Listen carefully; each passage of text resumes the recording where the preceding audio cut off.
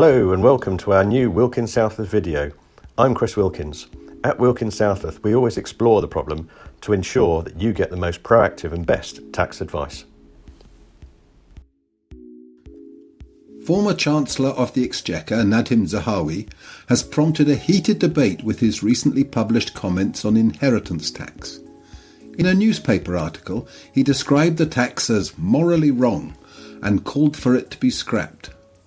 While opposition parties are furious at the suggestion, Zahawi is supported by more than 50 colleagues, although some Conservative MPs are uncomfortable with his call for change.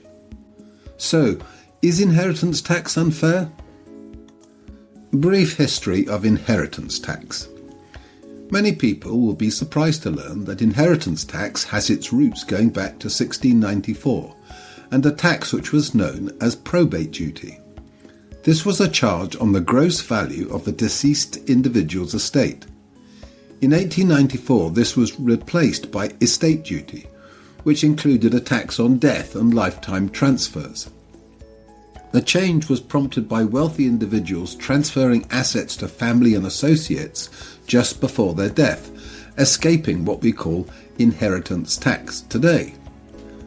The capital transfer tax in 1974 replaced estate duty as a means of doubling down on lifetime gifts. Capital transfer tax was replaced by inheritance tax in 1984 as part of a financial revolution in the UK. This was a tax which has attracted various uncomplimentary descriptions, such as a voluntary levy paid by those who distrust their heirs more than they dislike the inland revenue. Roy Jenkins, Labour Chancellor. As a side note, income tax was not introduced in the UK until 1799, when William Pitt the Younger replaced the window tax, first imposed on England in 1696. This was a means of paying for weapons and equipment in preparation for the Napoleonic Wars. Brief history lesson over. Inheritance tax allowance. There are several issues to consider when looking at inheritance tax, an allowance which has been frozen at £325,000 since 2009. While the fact it has been frozen appears irrelevant, this is a form of fiscal drag, a means of subtly increasing tax receipts. Traditionally, tax allowances increase in line with inflation to maintain an individual's relative spending power.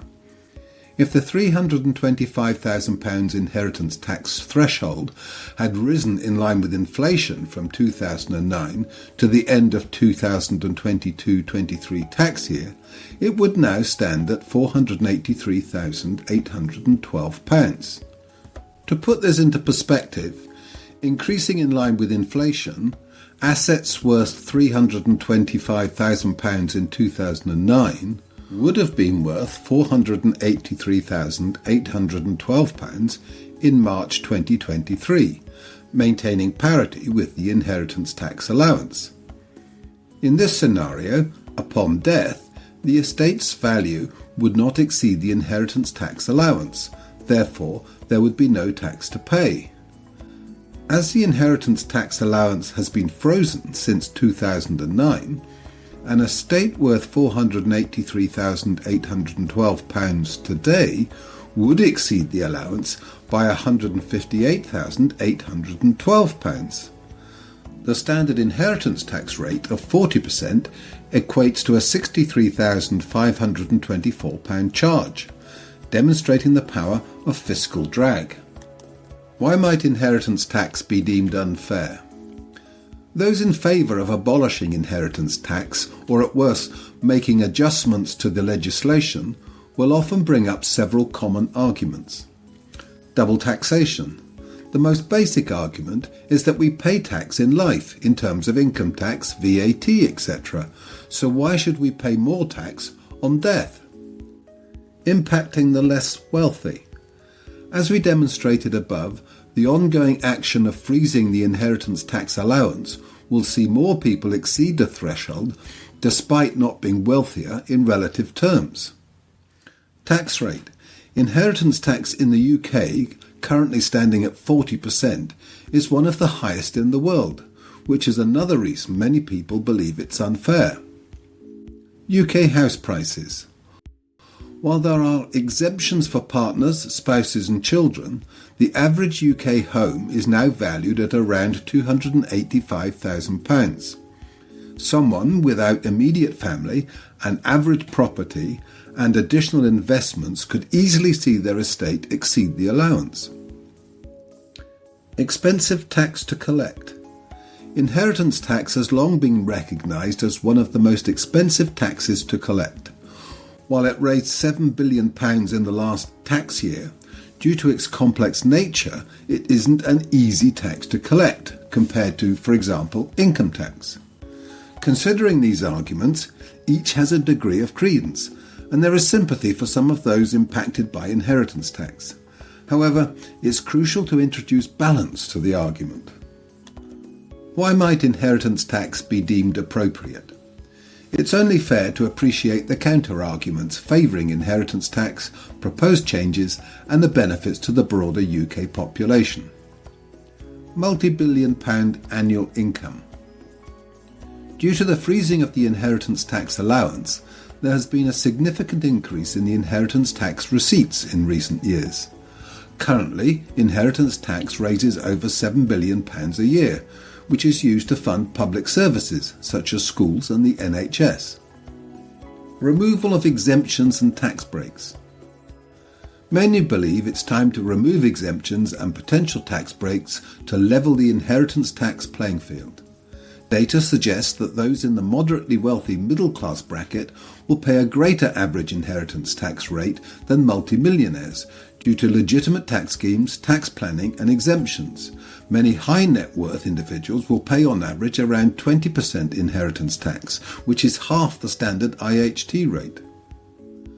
Supporting social mobility.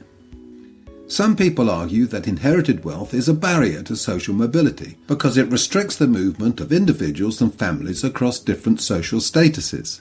The insinuation is that wealthy families retain their social status simply due to wealth, while those born into other social classes will have difficulty moving higher. Inheritance tax will reduce the family wealth of many high net worth individuals and, to a certain extent, level the social class playing field. Additional factors to consider. Even though it's tempting to focus on the headline arguments for and against inheritance tax, there are a number of other issues to discuss. Business activities. An inheritance tax charge could lead to the sale or closure of an individual's business, with a knock-on effect on corporation tax, income tax, national insurance, and employment for the workforce. Enhanced IHT allowance. While the basic inheritance tax allowance has been frozen since 2009, an additional tax allowance will protect the transfer of the family home to your children. Transfer allowance to spouse/civil partner.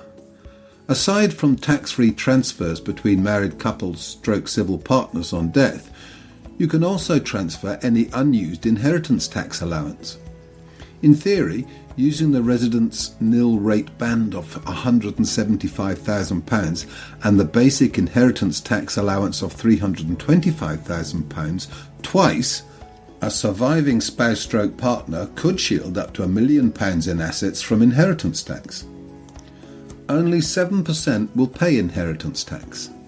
Official estimates from HMRC suggest that 93% of estates are expecting to avoid paying any inheritance tax in the coming years. However, the tax is still likely to raise more than £7 billion a year, which, if removed, would create a significant budget deficit. Summary. There are many arguments concerning the pros and cons of inheritance tax, whether it should be abolished or the structure amended. What we do know for sure is that the freezing of the inheritance tax allowance will see more families facing an inheritance tax liability in the future. Some people argue that the government should introduce a lower flat rate of inheritance tax, while at the same time removing exemptions and ways in which to reduce tax liabilities. An interesting idea in theory, but in practice it reveals the complex and challenging nature of the UK tax system. If you have any questions regarding inheritance tax, then please visit our website and leave a message. We will then get back to you as soon as possible.